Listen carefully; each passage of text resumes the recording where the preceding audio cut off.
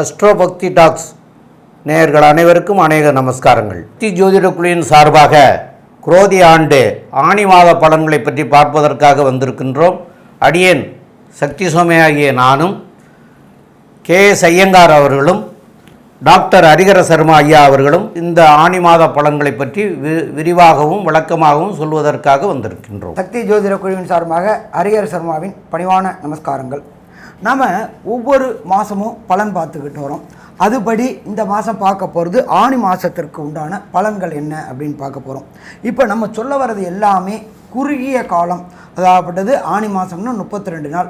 இந்த 32 நாளில் மெல்ல செல்லும் கிரகங்கள், விரைவாக செல்லும் கிரகங்கள் இருக்குது.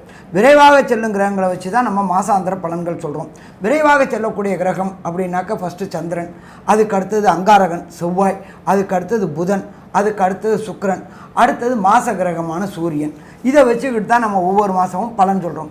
அதுபடி இந்த ட்ரிப்பு ஆணி மாதத்திற்கு என்னென்ன நற்பலன்கள் என்னென்ன கெடுபலன்கள் அப்படின்றத பார்க்க போகிறோம். அதுக்கு முன்னாடி ஆணி மாதம் என்னைக்கு பிறக்குது அப்படின்னாக்க நிகழும் மங்களகரமான குரோதி வருஷம் ஆணி மாதம் பிறக்கிறது ஆங்கில தேதிக்கு 15/6/2024 சனிக்கிழமை அன்னைக்கு பிறக்குது. அதுலேருந்து 32 நாள் 16/7/2024 செவ்வாய்க்கிழமை வரையிலும் ஆணி மாதம் பிறக்குது. இப்போ இந்த ஆணி மாதத்தில் பிறக்கும்போது என்னென்ன விசேஷ தினங்கள் நம்ம எப்பொழுதுமே பொறுத்தளவுக்கு இந்துக்களை பொறுத்தளவுக்கு ஒவ்வொரு மாதமும் ஒவ்வொரு விசேஷ தினங்களை கொண்டாடக்கூடியது. அதுபடி இந்த ஆணி மாதத்தில் என்னென்ன விசேஷ தினங்கள் வருது அப்படின்றத பார்ப்போமா. ஆணி மாதத்தில் பொறுத்தளவுக்கு 7ஆம் தேதி அன்னைக்கு பௌர்ணமி. அன்னைக்கு சரியான ஆங்கில தேதி அப்படின்றது 21/6/2024. ஆணி மாதம் பௌர்ணமி அப்படின்னாக்க என்ன ஒரு விசேஷம் அப்படின்னாக்க மிதுனத்தில் சூரியனும் சந்திரன் இருக்கிற இடம் தனுர்லையும் இருக்கிறது. அதாகப்பட்டது அமாவாசை அப்படின்னா சந்திரனும் சூரியனும் இணைஞ்சிருக்கிறது. சத சப்தமத்தில் வர்றது ஆணி மாதத்தில் பிறக்கிறதுல நம்மளோட ஜோதிட சாஸ்திரத்தில் எல்லோரும் என்ன சொல்லுவாங்க, மூல நட்சத்திரம் அப்படின்னாக்கா ஆண் மூலம் அரசாலும் பெண் மூலம் நிர்மூலம் அப்படிம்பாங்க. அதில் பொறுத்தளவுக்கு இந்த ஆணி மாதத்தில் மூல நட்சத்திரத்தில் பிறக்கிற பெண் குழந்தைகளுக்கு 3-4 பாதத்துக்கு உள்ளவங்களுக்கு தான் சிக்கல். மற்றபடி பயப்பட வேண்டாம். மூல நட்சத்திரம் ஆண் மூலம் அரசாலும் பெண் மூலம் அதெல்லாம் கிடையாது. ஒன்று. அதுக்கு அடுத்தது சங்கடங்களை விளக்கக்கூடிய சங்கடகர சதுர்த்தி, அது ஆணி மாதம் 11ஆம் தேதி பிறக்குது. அதுக்கு சரியான ஆங்கில தேதி அப்படின்னு பார்த்தோம்னாக்க 25/6/2024 செவ்வாய்க்கிழமை அன்னைக்கு. அதுக்கு அடுத்தது பார்த்தோம்னாக்க கூர்ம ஜெயந்தியும் ஆணி கிருத்திகையும் பிறக்கிறது அப்படின்றது ஆணி மாதம் 18ஆம் தேதி. அதுக்கு சரியான ஆங்கில தேதி 2/7/2024 செவ்வாய்க்கிழமை அன்னைக்கு பிறக்குது. அதுக்கு பொறுத்தவரைக்கு அடுத்தது அமாவாசை. ஆணி மாதத்தில் வர அமாவாசை விசேஷமான அமாவாசை. அது பிறக்கிறது தமிழ் தேதிக்கு 21, ஆங்கில தேதிக்கு 5/7/2024 வெள்ளிக்கிழமை. இதுக்கு அடுத்தது மிக மிக முக்கியமானது அப்படின்றது ஆணி திருமஞ்சனம். ஒரு பொத்தத்துக்கு பார்த்தீங்கன்னாக்க நடராஜருக்கு பொறுத்தளவுக்கு ஒரு வருடங்களுக்கு சற்றே குறைய 4 முறை தான் அபிஷேக தினம் நடக்கும். அதே போல் இந்த அபிஷேக தினம் அப்படின்றது ஆணி திருமஞ்சனம் அப்படின்றது ஆணி மாதம் 27ஆம் தேதி. அதுக்கு சரியான ஆங்கில தேதி அப்படின்னாக்க 11/7/2024 வியாழக்கிழமை மாலை உத்திர நட்சத்திரம். இதுலேயும் பார்த்தீங்கன்னாக்க விசேஷமானது அப்படின்றது திருவெண்காடு. அந்த இடத்துல நடராஜருக்கு அபிஷேகம் பண்ணுறது ரொம்ப ரொம்ப விசேஷம். அது என்ன திருவெண்காடில் உள்ள இவருக்கு மட்டும் அப்படின்னாக்க அங்கே உள்ள ஈஸ்வரன் ரொம்ப விசேஷமான ஈஸ்வரன், அது பண்ணுறாங்க. அப்போ இதே மாதிரி இந்த பொசிஷனில் இந்த 5 நல்ல நாட்களோட இந்த ஆணி பிறகுது. சரி, இதுக்கப்புறம் பார்த்தோம்னாக்க ஆணி மாதத்தில் கிரக நிலவரம் நம்ம எல்லாமே பலன்கள் சொல்கிறது கோல்சாரம். இந்த காலகட்டங்களில் 32 நாளில் என்னென்ன கிரகங்கள் எந்தெந்த இடத்துல இருக்காங்கன்றதை பார்த்துட்டு பார்ப்போம். பிறக்கும்போது மேஷத்தில் ஆட்சி பெற்ற செவ்வாயும், ரிஷபத்தில் குரு பகவானும், மிதுனத்தில் சூரியன் புதன் சுக்கிர பகவானும், காலபுருஷ தத்துவத்தின்படி 6ஆம் இடமான கன்னியில் கேது பகவானும், காலபுருஷ தத்துவத்தின்படி 11ஆம் இடத்துல ஆட்சி பெற்ற சனி பகவானும், 12ஆம் இடமான மீனத்தில் ராகுவும் கொண்ட நிலவரத்தில் இந்த ஆணி மாதம் பிறக்குது. இந்த ஆணி மாதத்தில் பொறுத்தளவுக்கு சின்ன சின்ன பயிற்சிகள் இருக்குது. ஆணி 12 புத பகவான் கடகத்துக்கு மாறுறாரு. அதே போல் 7/7/2004 கடகத்துக்கு சுக்கிர பகவான் மாறுறாரு. 11/7 ரிஷபத்தில் செவ்வாய் பகவான் மாறுறாரு. அதே போல் இந்த ஆணி 5ஆம் தேதி சனி பகவான் வக்ர ஆரம்பத்தில் இருக்கார். ஆணி மாதத்தில் புதன் சுக்கிரன் இடம்பெயர்றாரு. அப்போ இந்த 4 பெயர்ச்சிகள், இந்த 4 கிரகங்கள் விரைவாக செல்லும் 4 கிரகங்களை வச்சு தான் நம்ம எப்பொழுதுமே பலன் சொல்கிறோம். இப்போ இந்த ஆணி மாதத்தில் பொறுத்தளவுக்கு எந்தெந்த ராசிக்கு சந்திராசிரம தினங்கள், சந்திராசிரம தினம் அப்படின்னா என்ன அப்படின்னாக்க கோச்சார சந்திரனுக்கு ஜனன சந்திரன் 8ஆம் இடத்துல வருது. அதாவது ஜனன சந்திரன் மாறாதவர், கோச்சார சந்திரன் மாறாது. 8ஆம் இடத்துல வரும்போது அவருடைய ஒளி மறையும். அப்போ இந்த சந்திராசிரம தினங்கள் என்னென்ன தினங்கள் அப்படின்றது விரிவாகவும் விளக்கமாகவும் சொல்லுவோம். அந்த காலகட்டங்களில் சுபகாரியங்களை தவிர்க்கணும் அப்படின்றதையும் பற்றி டீட்டெயிலாக சொல்லுவோம். இதை தவிர உங்களுக்கு இந்த காலகட்டங்களில் என்னென்ன கோயிலுக்கு போயிட்டு எளிய பரிகாரம், ஒரு சில பேருக்கு பார்த்தோம்னாக்க தசாநாதன், புத்திநாதன், அந்தரநாதன், சூட்சுமநாதன் ப்ராப்ளமாக இருக்கக்கூடிய காலகட்டங்களில் இந்த விரைவாக செல்லும் கிரகங்கள்னால ஏற்படக்கூடிய தோஷங்கள், நற்பலன்கள் கிடைக்காம அது தள்ளி போகுது அப்படின்னாக்க அதற்கு உண்டான எளிய பரிகாரங்கள், ஆலய வழிபாடு மற்றும் மூலமந்திரங்கள் எல்லாமே விரிவாகவும் விளக்கமாகவும் சொல்ல போகிறோம். இப்போ ஒவ்வொரு ராசிக்கும் ஆணி மாதத்தில் என்னென்ன பலன்கள் அப்படின்றத விரிவாகவும் விளக்கமாகவும் பார்ப்போமா? துலாம், சித்திரை, சுவாதி, விசாகம் இந்த 3 நட்சத்திரம் 9 பாதங்களை கொண்ட ராசி. ராசியின் அதிபதி அப்படின்னு சொல்லக்கூடிய சுக்கிர பகவான். இந்த மாதம் பார்த்தலையானால் என்ன ஒரு பெரிய ஏற்றம்னா, இவ்வளவு நாள் உங்களுடைய ராசிநாதன் 8ஆம் இடத்துல மறைஞ்சிருந்தார். இப்போ 9ஆம் அதிபதி, 9ஆம் இடத்துல சுக்கிர பகவான், 9ஆம் இடத்துல சூரியன், 3 கிரகங்கள் வலுப்பெற்று போயிருக்கு. அதுவும் மாச கிரகங்கள் வலுப்பெற்று போய் இருக்கக்கூடிய காலகட்டம். சமசப்தமத்தில் இதன் மூலியமாக என்ன வரும் அப்படின்னா, உங்களுக்கு உண்டான பாக்கியங்கள் அனைத்தும் உண்டு. அதை தவிர பாக்கியங்கள்னா என்ன, வெளிநாடு போகணும், ஏதாவது எதிர்பார்த்துட்டு இருந்தீங்க, இப்போ இந்த காலகட்டத்தில் இது நடக்குமா நடக்காதா அப்படின்னா நிச்சயம் நடக்கும். எது எதிர்பார்த்தாலும் நடக்கக்கூடிய பாக்கியம் உண்டு. ஏன்னா 9ஆம் அதிபதி 9ஆம் இடத்துல ஆட்சி பெற்றதும், சூரியன் 11ஆம் அதிபதி உங்களுடைய ராசிக்கு, அவர் 11க்கு 11 இருக்கிறதுனால நீங்கள் நினைக்கக்கூடிய காரியங்கள் அத்தனையும் வெற்றியில் கொண்டு போய் விடும். உங்களை துளாராசிக்காரர்களுக்கு பெரிய வெற்றி கிடைக்கக்கூடிய வாய்ப்புகள் உண்டு. ஏற்கனவே உங்களுக்கு ராசிக்கு 6ஆம் இடத்துல ராகு பகவான் இருக்கிறதும், 5ஆம் இடத்துல சனி பகவான் இருக்கிறதும் பெரிய ஏற்றம். எதனால் ஏற்றம் அப்படின்னா, 6ஆம் இடத்தில் ராகு பகவான் இருக்கிறதுனால எதிரிகள் அற்ற நிலை இருக்கும். எந்த ஒரு எதிரியும் சரி நீங்கள் ஈஸியாக வெல்லக்கூடிய வாய்ப்புகள் நிச்சயமாக உண்டு. அது தவிர 5ஆம் இடத்துல இருக்கக்கூடிய சனி பகவான், என்ன சார் 5ஆம் இடத்துல பூர்வ புண்ணியஸ்தானத்தில் போய் சனி பகவான் உட்காந்துருக்காரு, இது என்ன சார் நல்லாவா இருக்கும் அப்படின்னா, அவருடைய இடத்தில் ஆட்சி பெற்று மூல திரிகோண வீட்டில் சனி பகவான் இருக்கிறது. அதுவும் துலாத்திலேயே உச்சம் பெறக்கூடிய சனி பகவான் சுக்கிரனுக்கு அதீத நண்பர், ஒரு திரிகோண கேந்திரத்துக்கு அதிபதினு சொல்லக்கூடியவர். இந்த ராசிக்காரர்களுக்கு மிகப்பெரிய சுபர், அதாவது ராசி சுபர்னு சொல்லக்கூடியது. அவர் உங்களுக்கு 5ஆம் இடத்துல இருக்கிறதுனால புதிய பதவி, புகழ், அந்தஸ்து, கௌரவம் இதெல்லாம் வரக்கூடிய வாய்ப்புகள் மிகவும் அதிகம். திருமணமாய் குழந்தை பிராப்தி இல்லாதவர்களுக்கு கண்டிப்பாக குழந்தை பிராப்தி உண்டு.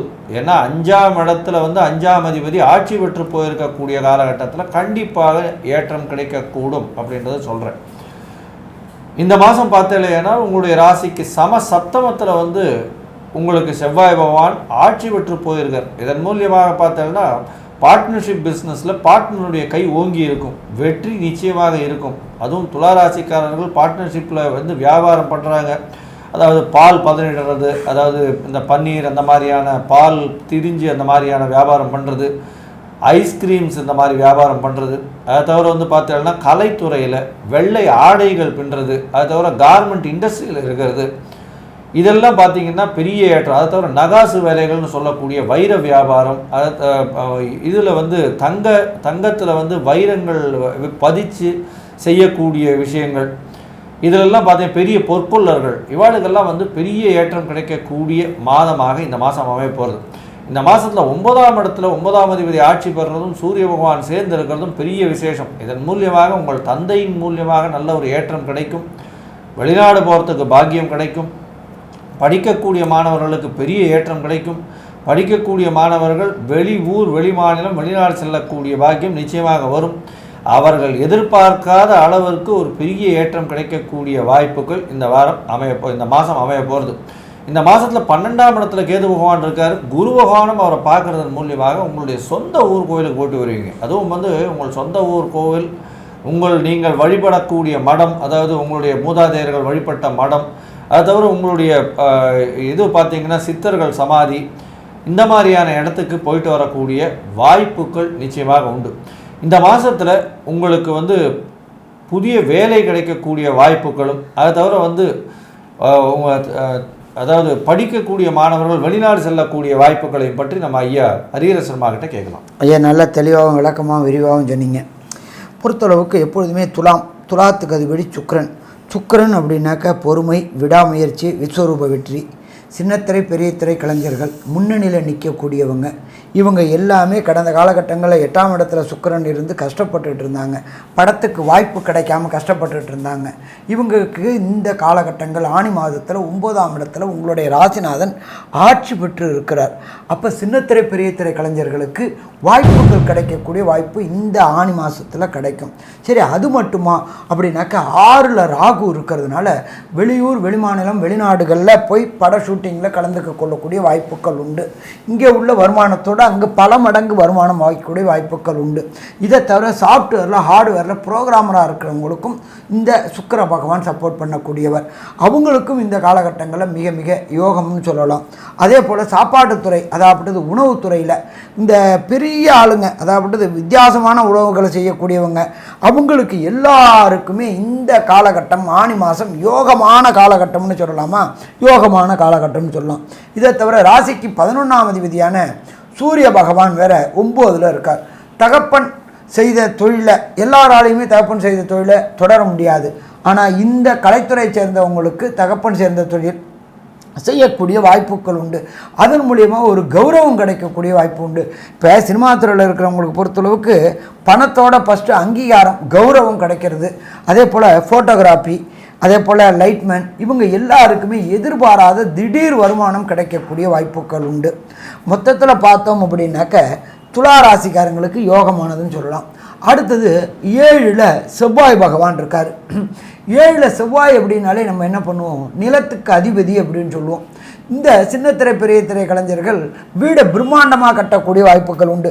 ஆரம்ப காலகட்டங்களில் சின்ன இடத்துல இருந்திருப்பாங்க.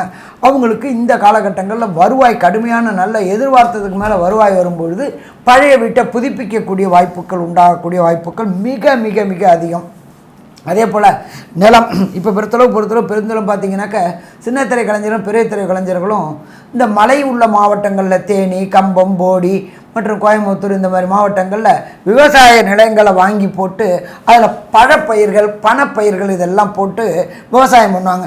ஏன்னு கேட்டிங்கன்னா இவங்களுக்கெல்லாம் பொறுத்தளவுக்கு ஒரு குறிப்பிட்ட காலகட்டங்கள் தான் திரைத்துறையில் வருமானம் வரும். எல்லாரும் ரஜினிகாந்த் மாதிரியே, எல்லாரும் கமலஹாசன் மாதிரியே இருக்க முடியாது. அதனால் குறுகிய காலகட்டங்களில் இவங்க பணத்தை சேர்த்து அடுத்த தொழில்கள் தொடங்கக்கூடிய வாய்ப்புகளும் உண்டு. இதை தவிர 9ஆம் இடத்துல புதன் இருக்கிறதுனால கல்வி நிறுவனங்கள் தொடங்கக்கூடிய வாய்ப்புகள் உண்டு. அதாவது ஸ்கூல்ஸு, அதாவது CBSE schools, university, engineering college, medical college இதெல்லாம் தொடங்கக்கூடிய வாய்ப்புகள் உண்டு. மொத்தத்தில் பார்த்தோம்னாக்க இந்த துளாராசிக்காரர்களுக்கு இந்த மாதம் ஆனந்தமான மாதம்னு சொல்லலாமா? ஆனந்தமான சொல்லலாம். ஆனாலும் ஒரு சில நாட்கள் தவிர்க்கக்கூடிய நாட்கள் இருக்கு. சுபகாரியங்கள் தவிர்க்கக்கூடிய நாட்கள். அதுக்கு நம்ம ஜோதிட சாஸ்திரத்தில் என்ன சொல்லுவோம்? சந்திராஷ்டம தினங்கள் அப்படிம்போம். அந்த சந்திராஷ்டம தினங்கள் என்னென்னைக்கு அப்படின்றத பற்றி நம்ம ஐயா சொல்லுவாங்க. ஒரு சில பேருக்கு இந்த குறுகிய காலமான ஆணி மாதம்ன்றது தமிழ் நாளில் இருந்து 32 நாள். இந்த 32 நாளில் தசாநாதனோ, புத்திநாதனோ, அந்தரநாதனோ, சூஷ்மநாதனோ சரியில்லைன்னாக்க எந்த தெய்வத்தை வழிபடணும், எந்த கிரகத்தை வழிபடணும், எப்படி வழிபடணும் அப்படின்றது எல்லாத்தையும் நம்ம ஐயா சக்தி சோமையா அவங்க விரிவாகவும் விளக்கமாகவும் சொல்லுவாங்க. ரொம்ப அற்புதமாக தெளிவாக விவரமாக சொன்னீங்க ஐயா. இப்போது இந்த துளாராசிக்காரங்களுக்கு 5ஆம் இடத்து அதிபதி 5ஆம் இடத்துல இருக்கார். அதேமாரி 9ஆம் இடத்து அதிபதியும் 9ஆம் இடத்துல இருக்கார். 1ஆம் இடத்து அதிபதியும் 9ஆம் இடத்துல இருக்கார். அப்போ திரிகோணாதிபதிகள் மற்ற திரிகோணங்களில் போய் ஏறி இருக்கிறாங்க. புதன் ஆட்சி பெற்று திரிகோணத்திலே இருக்கார். அப்போது ரொம்ப நீங்கள் சொன்னதெல்லாம் நடக்கக்கூடியதுக்கு இந்த மகாலட்சுமி யோகமே பொருந்தும். ரொம்ப அற்புதமாக சொன்னீங்க 2 பேருமே. அப்போ அதெல்லாம் நடக்கக்கூடிய வாய்ப்புகள் மிக மிக அதிகம் இந்த மகாலட்சுமி யோகத்தினால. அதே சமயத்தில் கேது 12ல் இருக்கிறதும் அவங்களுக்கு இந்த இதில் பக்தி மார்க்கமாக செல்லக்கூடிய வாய்ப்புகளும் இந்த மாதம் அதிகம் அவங்களுக்கு. அதுலேயும் இந்த மாதத்தில் இந்த சமாதின்னு சொல்கிறாங்க, ஐயா சொன்னாங்கள்ல, இந்த ஜீவ சமாதிகளில் இருக்கிறவங்கள போய் வணங்கிட்டு வர்றது சால சிறந்ததாக இருக்கும். இது ஒரு பக்கம் இருந்தாலும் இது இந்த மாதத்தினுடைய கிரக நிலவரங்கள் உங்களுக்கு மிக அற்புதமாக இருந்த போதிலும் உங்களுடைய ஜாதக பிரகாரம் தசாநாதன், புத்திநாதன், அந்தரநாதன், சூட்சமநாதன் சொல்லக்கூடியவங்க செயல்பாடுகள் சரியாக இல்லாத பட்சத்தில் அந்த கிரகம் என்னவோ அந்த கிரகத்து கிழமை என்னைக்கு போய் அந்த கிரகத்தை போய் வழிபட்டுட்டு வர்றதும் சாலச் சிறந்ததாக இருக்கும்.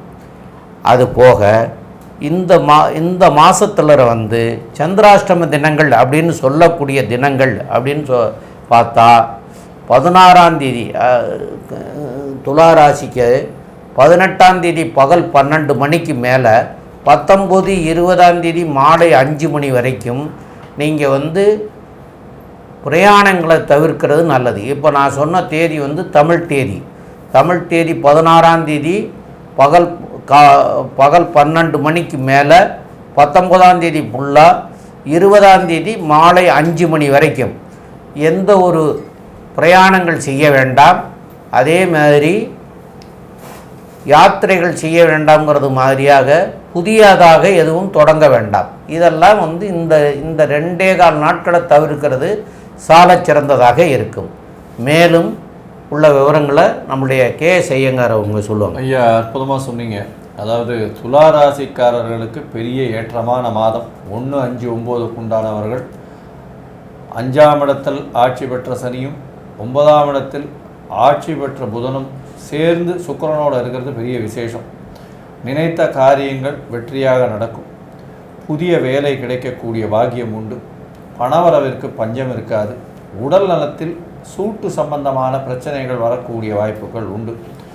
சொந்த ஊர் கோவிலுக்கு போயிட்டு வருவீங்க. திருமணமானவர்களுக்கு குழந்தை பிராப்தி ஏற்படக்கூடிய பாக்கியம் உண்டு. புதிய பதவி புகழ், அந்தஸ்து, கௌரவம்லாம் வரும். படிக்கக்கூடிய மாணவர்கள் வெளிநாடு, வெளியூர், வெளிமாநிலம் சென்று படிக்கக்கூடிய பாக்கியம் நிச்சயமாக உண்டு. மேல் படிப்பு நிச்சயமாக ஏற்படக்கூடிய பாக்கியம் உண்டு. வெளிநாட்டு யூனிவர்சிட்டி பார்த்துட்டு இருக்காங்கன்னா கண்டிப்பாக கிடைக்கக்கூடிய வாய்ப்பு உண்டு. மொத்தத்தில் துளாராசிக்காரர்களுக்கு ஆனந்தமான பொன்னான மாதமாக இந்த மாதம் அமையிறதுன்னு சக்தி ஜோதிட குழு சொல்லுது. நன்றி, நமஸ்காரம்.